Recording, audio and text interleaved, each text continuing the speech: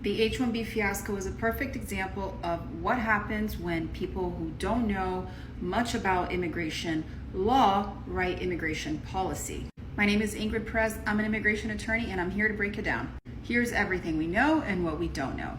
On September 19, 2025, President Trump issued a proclamation that restricts the entry of anyone seeking to enter the United States with H-1B status without payment of a new $100,000 fee. The proclamation went into effect on September 21st, 2025, and is set to expire after 1 year. On September 20th, USCIS and CBP issue a memoranda which noted that the proclamation applied only to petitions filed after 12:01 a.m. Eastern Standard Time on September 21st, 2025. It clarified, quote, "This proclamation only applies to petitions that have not yet been filed." So here's what we do know.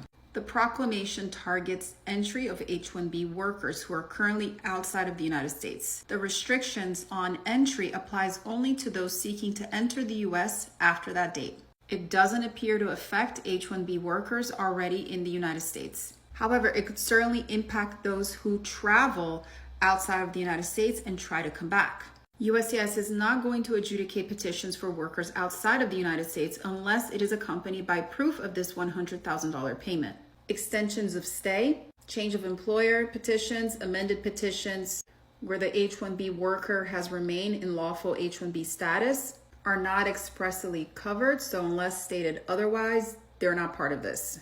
There may also be exceptions for an individual, a company, or an industry if the Department of Homeland Security determines that it's in the national interest of the United States to do so. There's no information on how to pay this fee, on whether cap-exempt petitions are subject to this $100,000 fee, and I'm talking about nurses, doctors, teachers, those professionals that are in dire demand in the US. I think that it was poorly written on purpose to create a big old mess and just cause chaos. Now I got to take a minute to explain the United States to the United States, because y'all been getting lied to and you don't even know it.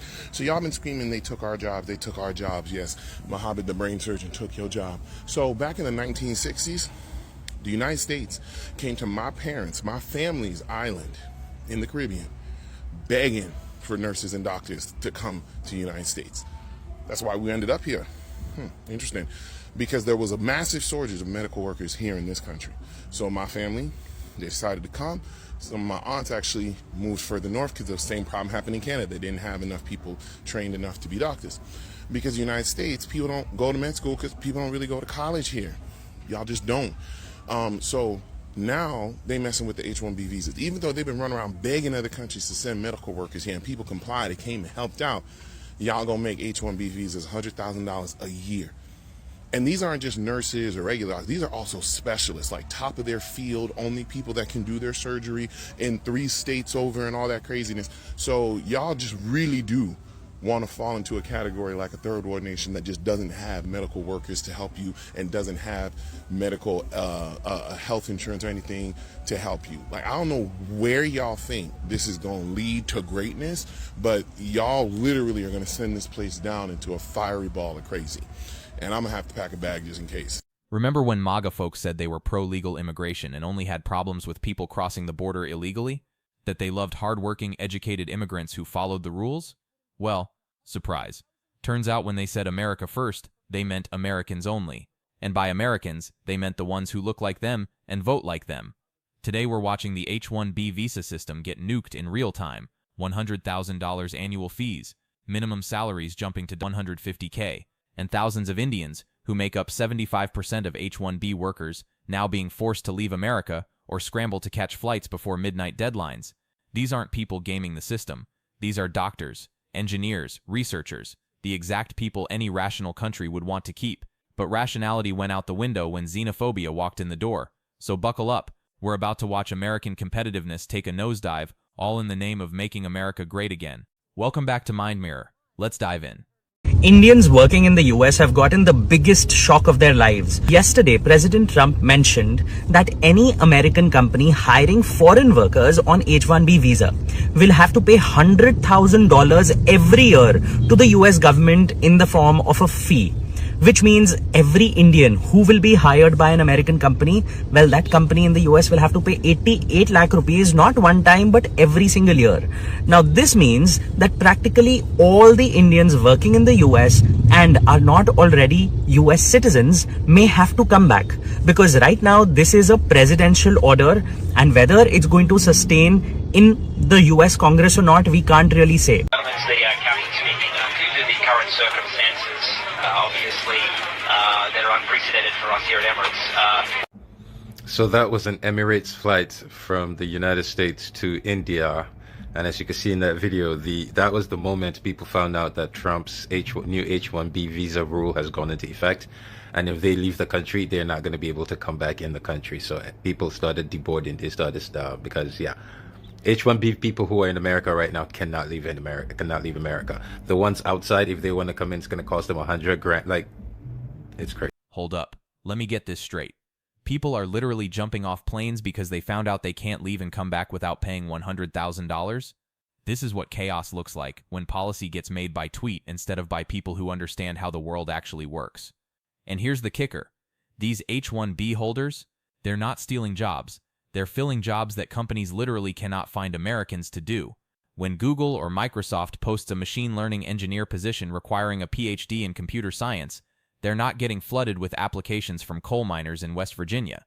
But MAGA logic says just hire Americans, like you can magically create expertise out of thin air. Meanwhile, these same companies are about to do exactly what smart money always does when faced with stupid policy. They'll move operations offshore. Congratulations, you didn't save American jobs, you exported them entirely. Did you see this video of passengers trying to get off a flight after Trump announced that the application fees for H-1B visas will be $100,000? This happened on an Emirates flight trying to leave out of San Francisco International Airport. That was on the same day that Trump announced that the application fees for H-1B visas will go up to $100,000. Compare that to the fact that historically, the H-1B visa applications has cost between $1,700 to $4,500, and that this new $100,000 annual fee will go into effect starting September 21st. That's why people are rushing to get off the plane, because the way it's being presented is that if you're in the country when the fee goes into effect, you don't have to pay it right now. But if you're outside of the country and try to come back in after the 21st, they're going to check to see if that fee was paid. And people weren't just scrambling to get off flights, people were scrambling to get on flights and being extorted for it. This is peak American dysfunction right here. Flight prices skyrocketing because people are desperately trying to beat an arbitrary midnight deadline that nobody saw coming. And notice how it's always the workers who get screwed, never the companies. Microsoft, Google, Amazon, they'll figure out workarounds. They'll restructure through foreign subsidiaries, set up more offices in Canada and Europe. But the individual engineer trying to see his sick mother in India, he's the one sweating in an airport, wondering if his career just ended. This is what happens when immigration policy gets designed by people who think the global economy is still 1955. You can't just flip a switch and pretend the rest of the world doesn't exist. And the timing? Right in the middle of an AI race with China? Brilliant strategy, guys. Really playing chess while everyone else is playing checkers. Like people in India with H-1B visas saw the prices of flights soar because there were so many people trying to rush back to the US. Heck, some people who were in India when Trump dropped the news already missed the deadline because there weren't enough flights to get back home. And of course, the big tech companies are also scrambling, asking employees not to leave the country or those who are abroad to come back quickly. Now, there are supposed to be legal challenges, but it doesn't matter. In the meantime, the chaos is the point. Of course, they're saying they're doing all of this because US companies keep hiring foreign workers and undercutting US workers. That is a big, complex conversation that we need to have, and that needs to be had with businesses and how they treat their employees. But Trump's move is always hurting the employee, the people of color, the immigrants. This kind of whiplash from a Trump administration, both for companies and for people, is something that's genuinely making everyone think twice about investing or coming to the US in any way. Because even if they do everything right, they can find themselves in this kind of chaos under this administration. As someone who's entered in big tech and been around people who have been on H-1B visas, here's my opinion on the executive order passed by Donald Trump. This will not have an immediate effect on H-1Bs who are currently working in the United States. What it will have an effect on are students who are international trying to get an H-1B visa. Unlike what most people are claiming, it is only a one-time fee, which means it doesn't apply to renewals or to people who already hold H-1B visas.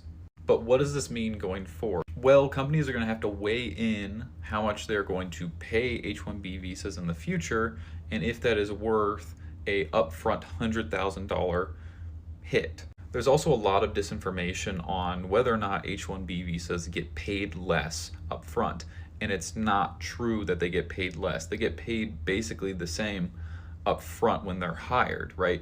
When you hire an H-1B visa, I'm pretty sure you have to pay them the market value of that job. However, in big tech, there's this thing called refreshers. They're typically annual, and what happens is you get a new chunk of restricted stock units that you are going to get invested over the next 4 years. This is typically where big tech shorts their international workers. And along with how much their pay gets increased when they receive a promotion, big tech companies are still able to pay international workers less. And from my personal experience, I don't think that there's a really big discrepancy between the talent pool of international students versus domestic students. So when a big tech company decides to hire international students in droves, what I see is a company that's looking to just be able to pay these workers less down the road. I do think that there is a need to bring in talented H-1B visa holders into our country to make our big tech companies and other companies competitive. However, I do think that it has gotten out of hand, and big tech companies are just going to H-1Bs as the default so that they can save, a couple $100,000 down the line. And I see this one-time $100,000 fee as a way to incentivize initially hiring more domestic workers. I don't think now big tech companies are only going to hire domestic workers, but I think they'll probably hire more domestic workers now. Finally, someone with actual industry experience breaking this down. And notice what he's saying. This isn't about talent. It's about exploitation. Companies use H-1B workers because they can pay them less over time, especially in stock compensation. It's not that Americans can't do the work. It's that Americans won't accept below-market pay with the constant threat of deportation hanging over their heads. So what's the fix? Raise the minimum wage for H-1B positions to match or exceed market rate for Americans. Make it expensive to exploit foreign workers, and suddenly companies have no incentive to skip over domestic talent. But a $100,000 fee? That's not solving exploitation. That's just making immigration a luxury item. Rich companies will pay it and pass the cost to consumers. Smaller companies and startups get locked out entirely. It's like putting a toll booth on the Golden Gate Bridge and calling it traffic management. To my Indian Republicans who claim they voted for Trump because of his anti-illegal immigration, but pro-H-1B immigration stance.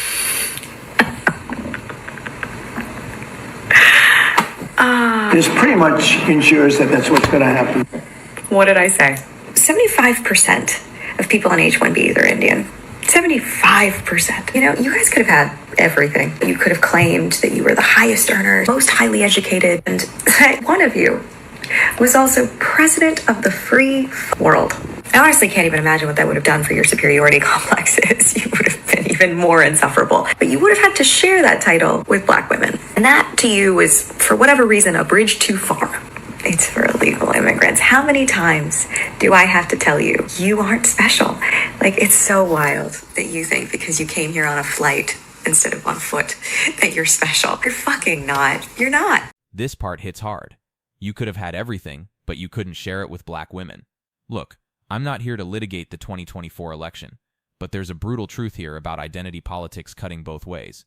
Some folks thought their proximity to whiteness would protect them from anti-immigrant sentiment. They thought being model minorities earned them a permanent seat at the table. But here's the thing about white supremacy. It's not actually about merit or education or following rules. It's about maintaining hierarchy. And when push comes to shove, legal immigrants get the same treatment as everyone else. The leopards don't care that you voted for the face-eating party. When they're hungry, they eat faces, all faces. They hate us all. But now that we're all recognizing this together, including this guy, I think everybody in the room should take stock of where we are. We've already hit tariffs and visas. What do you think is coming next? If I were a betting woman, green cards, permanent resident statuses, they are going to look into your visa applications. Any of you guys going for citizenship? Oh my God, the way that they are going to comb through those applications for errors, there are errors. Just wait till they try to figure out how you got your nanny here. You know what? For the next 6 hours, This has nothing to do with me. I'm going to go back to bed, and then later we'll reconvene to assess the damage you've contributed to. We will compare the number of Indian H-1B visa holders to the total population of Indians in the United States.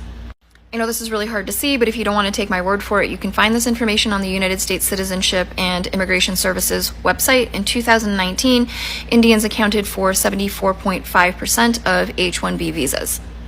On that same website, this provides information about the estimated number of H-1B beneficiaries in the United States. There's a range in 2019, so to tilt the number in your favor, let's take the lowest number, which is 619,327. So 74.5% of the 619,327 H-1B beneficiaries means approximately 461,398 are Indian. And at that time, there were an estimated 4 million Indians in the United States, which means that 11.5% of Indians in the United States in 2019 were H-1B beneficiaries. But that 4 million includes all Indians in the United States, not just working age. So that's children, working age, and retired. So to find the number of households who have an H-1B beneficiary, I divided by 3.13% because that's the average size of the United States household. So 36% of Indian households have an H-1B visa recipient. The other thing about H-1B visas is they are non-immigrant, but they are dual intention, which means an H-1B visa is a path to applying for a green card and receiving citizenship. So there's no knowing how many more Indian households include working family members who had an H-1B visa but now have green cards or are now citizens. So it would be even higher. These numbers are staggering. 36% of Indian households have an H-1B recipient. That's not some tiny subset of tech bros. That's an entire community whose economic foundation just got yanked out from under them. And this is just the direct impact. What about the restaurants, grocery stores, car dealerships, real estate markets in places like Fremont, Edison, Sugar Land? When you remove that much purchasing power, entire local economies collapse. But here's what's really wild. This is self-inflicted damage during a labor shortage. We have more job openings than unemployed people, and the response is to make it harder to fill those jobs. It's like being thirsty and then shooting holes in your water bottle. But 36% is not null. That is, in fact, more significant than I thought it would be. Hi guys, welcome to yet another video. It's Ndagire here. Thanks for clicking on today's video. So, they say everybody has a day, and today it's Indians Day, because I remember very clearly in the times of elections with Kamala Harris, how they were so vocal about she's not part of us, she's not any part of India, don't want, her to be like our representative. But then here we are. It turns out 75% of most Indians are on HB1 visas. But these are the same people that actually thought if they voted for Trump, apparently he would never hurt them in any way. And there's a person that was so vocal that he even wanted to take away citizenship. Vivek Ramaswamy, guys, I hope I say the name right. But yeah, he was so vocal saying that if illegal people come into America and they have a child, that child should not be given citizenship. He says that if you were born in the U.S. but your parents are illegal, then that makes you illegal too. This is Vivek Ramaswamy, and he's running for the U.S. president. Let's watch this video real quick. I would end birthright citizenship for illegal immigrants. If somebody comes to this country illegally and has a child while here, I do think we have to end birthright citizenship. But does that mean you deport like a 1-year-old? I think you would do the family. The absolute irony of Vivek Ramaswamy, child of immigrants, arguing against birthright citizenship while running for president. This is what happens when people think they can pull the ladder up behind them. I got mine, now let's change the rules. But there's a deeper problem here. Birthright citizenship isn't just about immigration. It's about preventing the creation of permanent underclasses. Without it, you get generations of people living in legal limbo, which creates exactly the kind of social instability these policies claim to prevent. And the practical reality? Most developed countries have some version of birthright citizenship because it works. It creates clear pathways to belonging and investment in society, but nuance doesn't win elections. Fear does. You might have seen the Trump's new proclamation about $100,000 for H-1B visa. So if you are in India right now, or if you know anyone in India right now, if they board the flight and if they come to United States before 21st morning 12:01, everything will be okay.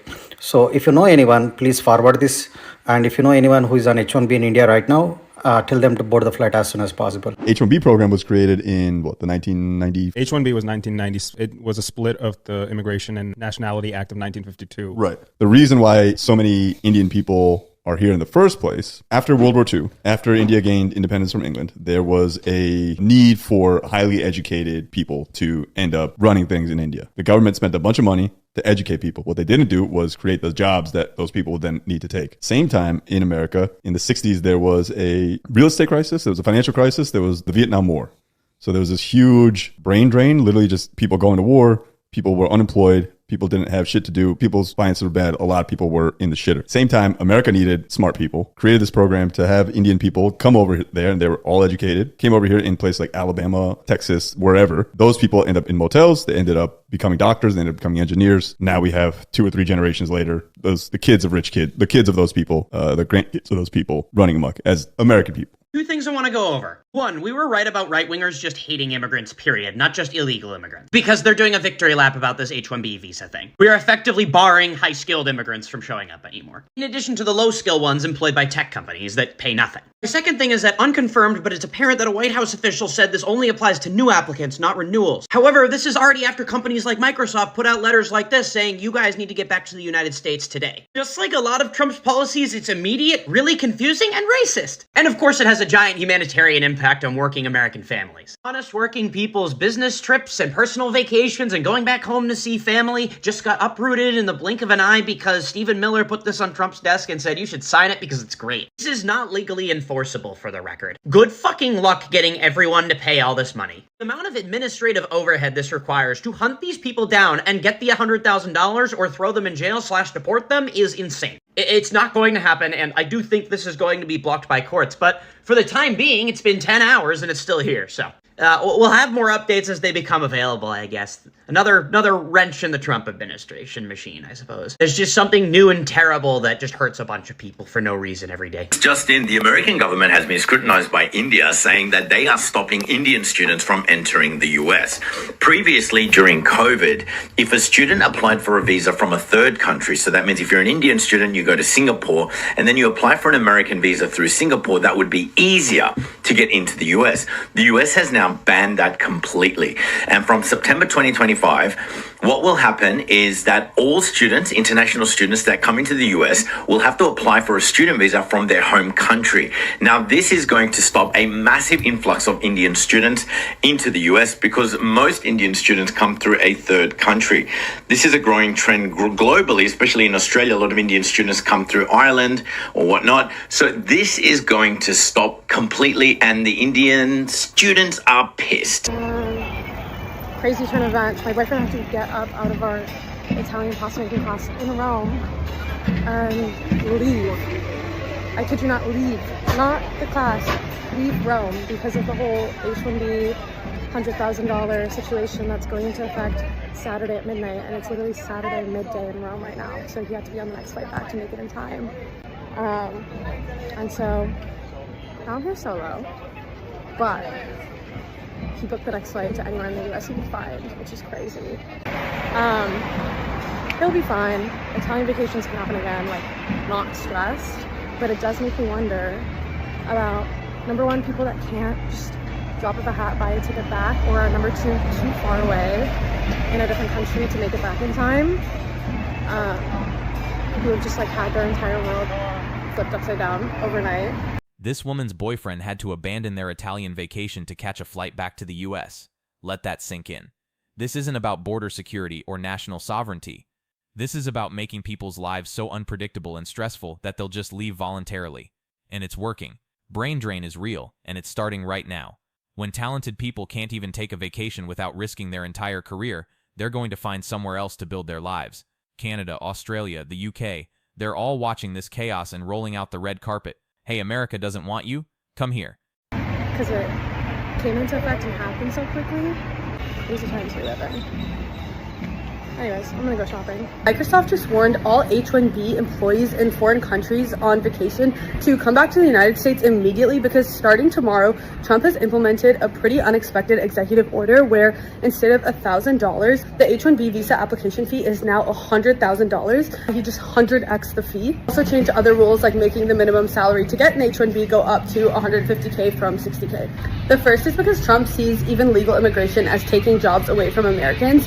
But the problem, of course, is that companies have not been able to find enough skilled engineering talent in the United States, which is why they're looking at people abroad. The other reason he's doing this is you might remember we covered him firing the labor statistics chief because he didn't like the job numbers, but unfortunately firing her doesn't actually change the job numbers, which haven't been looking that hot even though the market is doing well. And by decreasing legal immigration, it does force companies to hire American workers instead, even if they're not skilled enough for those roles. The other way to get job numbers back up would be to take away tariffs because that gives companies the predictability they need to start hiring again. But obviously he doesn't want to do that, so this is an alternative where he just stops the visa programs, and that probably would pump the job numbers up. The other reason is he wants to pay down the American debt. Last year there were 500,000 applications for H-1B visas that companies submitted, which would have raised $500 billion if they had all paid $100,000. Of course, once the $100,000 fee is implemented, most people are not going to submit applications anymore, but Trump is still estimating like $100 billion could be made from this program because he's also letting people buy visas on their own for $1 million. I do think a lot of exceptions will be made to this pretty insane rule, especially for his friends. Like, my pod prediction is that he's going to give Zuck and all the people that were like front row at his inauguration an exception or have some type of backdoor loophole. So if he does do that, the real people that'll get screwed over in this are tech startups as well as hospitals, because a lot of people in residency in the US right now, as well as doctors in rural areas, are on H-1B programs. Hold up, doctors? We're talking about doctors here? In case anyone forgot, we have a massive physician shortage in America. Rural hospitals are closing because they can't find staff. Emergency rooms are overwhelmed. And the brilliant solution is to kick out the doctors? This is what happens when immigration policy gets made by people who think all foreign workers are just tech bros taking coding jobs. They don't realize that H-1B visas also cover the physician treating your heart attack in bumfuck nowhere, Kansas. But sure, let's prioritize ideological purity over having functional hospitals. What could go wrong?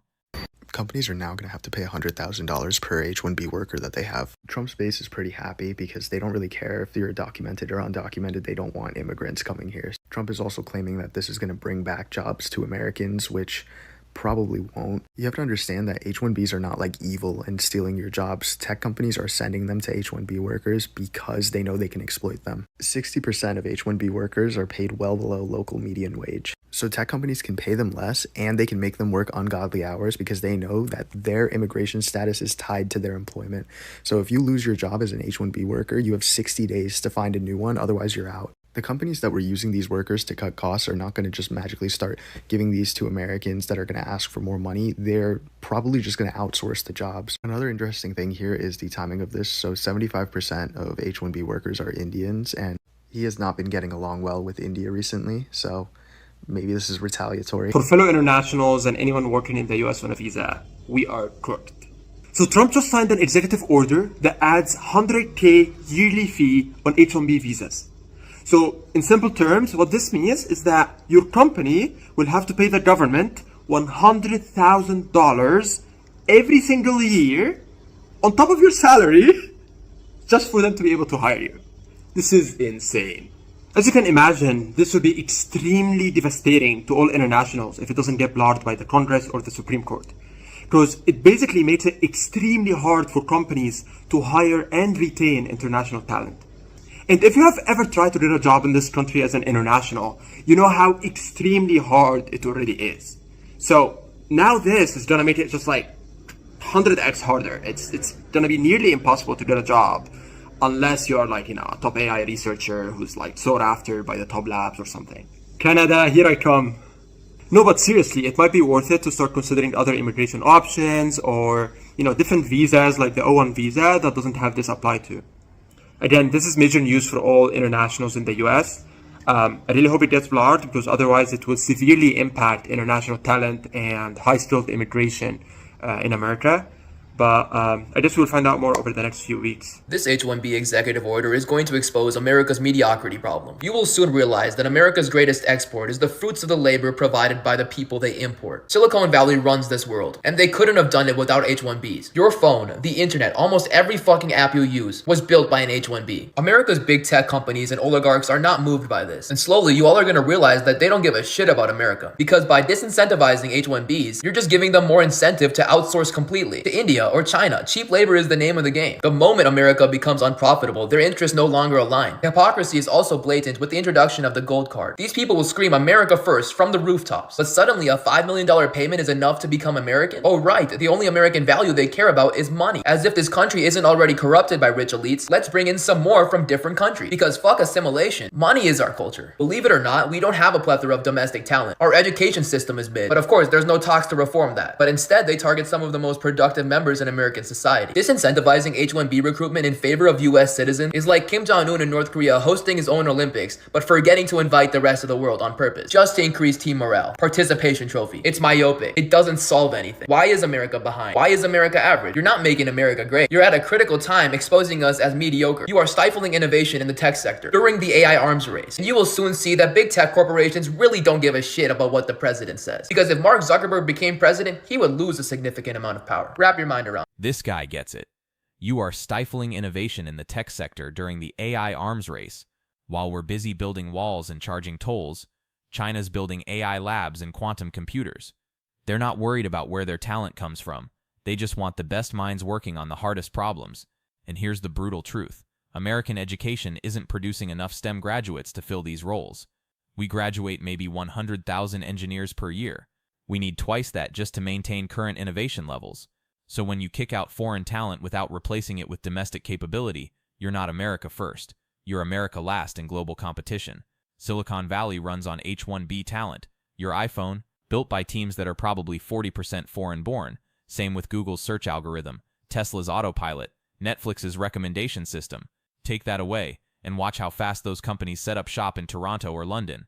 Trump just signed an executive order that imposes a $100,000 fee on the H-1B visa, which is really just as well because the AI development was getting out of hand.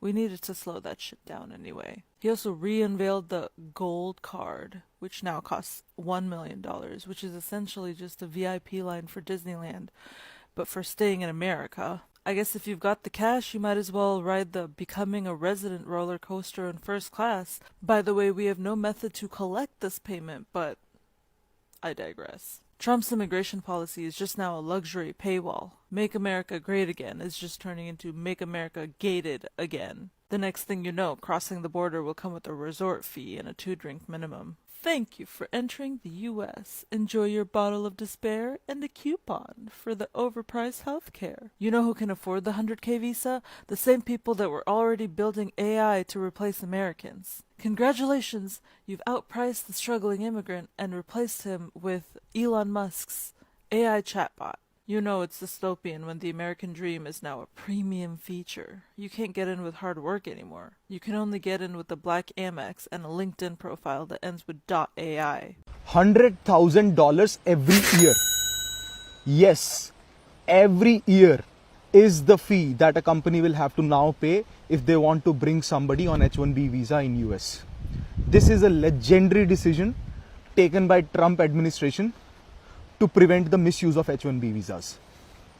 Sir, the major tech companies like HCL, Infosys, TCS, Cognizant, they don't even pay $100,000 as a salary to people on H-1B visas.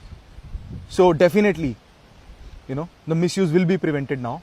But I have a minor suggestion that instead of imposing a processing fee on H-1B visa of $100,000, if you could just enforce that the minimum salary of a person on H-1B visa should be $200,000 or $300,000 every year, I guarantee you that the misuse will definitely be prevented and actually some money can go into the people's pocket who deserve more money being there. Finally, someone suggesting actual solutions instead of just chaos. Raise the minimum salary to $200K or $300K. That actually makes sense.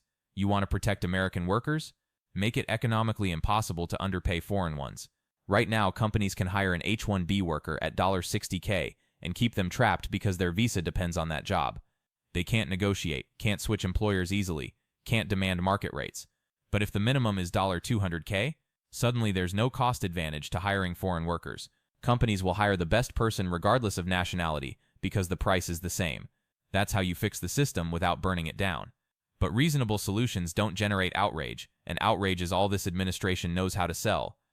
There's this desperate urge to do postmortems of this election because it feels like it gives us some semblance of control. I am not emotionally there yet, but I do want to talk about why she lost so much of the Indian vote in spite of being Indian. And I totally get that there's going to be an immediate instinct to hang it on the rampant and pervasive anti-blackness in the Indian community, which 1000% contributed, by the way. 1000%. Some will blame it on the fact that so many Indian immigrants tend to lean Republican because, as I've said, they not only chase proximity to whiteness, but they believe that Trump's tax cuts will benefit them. In certain cases they will, but in most, sorry, Uncle Thage. Others will say that democratic social platforms like LGBTQ protections aren't something that Indians culturally value. Not no. Some will blame anti-Muslim sentiments and say that Indians would love a Muslim ban. Also not no. All of these things are contributing factors. But I fear that the answer is far simpler.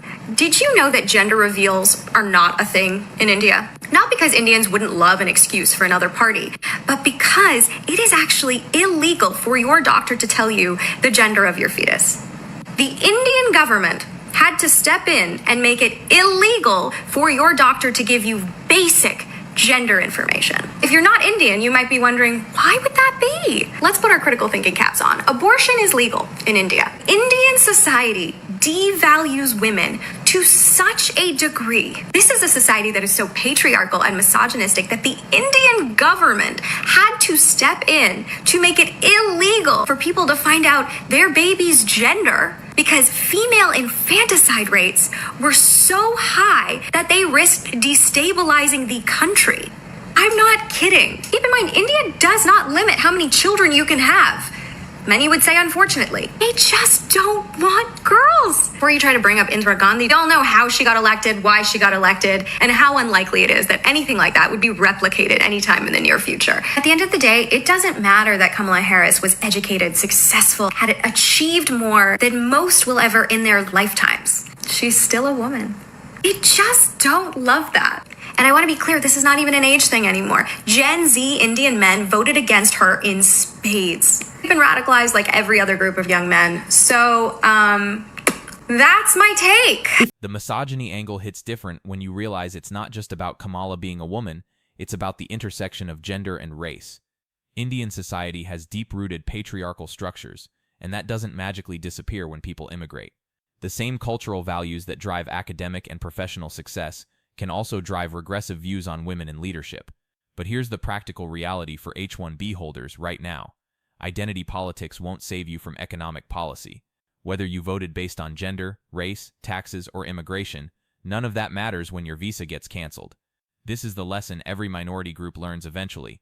Proximity to power isn't the same as having power, and when the system turns against you, your voting record won't protect you. You are on an H-1B visa, you cannot leave the country. You heard me. Just to straight up apply, it's $100,000 now, and you need to just pay that every year. Pursuant to blah blah blah, the immigration blah blah blah, entry into the U.S. of aliens as non-immigrants to perform services in specialty occupation is restricted except for those whose petitions are accompanied or supplemented by a payment of $100,000. There are thousands of H-1B visa holders who are not in the U.S. right now who now have to cough up $100,000 or just not have anywhere to go back to. Do you know how many fucking physicians we have that are on H-1B visas? It's a lot. In 2016, there were more than 10,000 physicians in the US with H-1B visas. In the 2025 match, nearly 10,000 international medical graduates secured first-time residency. These are your doctors, guys. You're not gonna have doctors. So let me get this straight. We're killing off all the healthcare workers, and anybody who's currently on one of these visas, if they leave the country to go visit family or something and they come back in, they need to cough up $100,000. And we also have no way of collecting this payment, for the record. We don't have it, and it just goes into effect tomorrow night. So, yeah, that's where we are. We have effectively sealed off one of the few things that give this country the soft power it has. Its ability to attract great minds and talent from abroad, being obliterated because a bunch of people are fucking racists. Stephen Miller is the president, by the way. This should kind of put the nail in the coffin on that. Jarvis, commence the American century of humiliation. Stephen Miller is the president, and that's the scariest part of this whole thing. This isn't random chaos. This is systematic dismantling of America's competitive advantages, designed by someone who sees immigration as an invasion rather than an investment. And the timing couldn't be worse. We're supposedly in a new Cold War with China, competing for technological dominance. Their response? Import the best minds from around the world and put them to work. Our response? Charge them $100,000 and hope they go away. This is how empires end, not with external conquest, but with internal stupidity. When you're so focused on keeping people out that you forget why they wanted to come in the first place.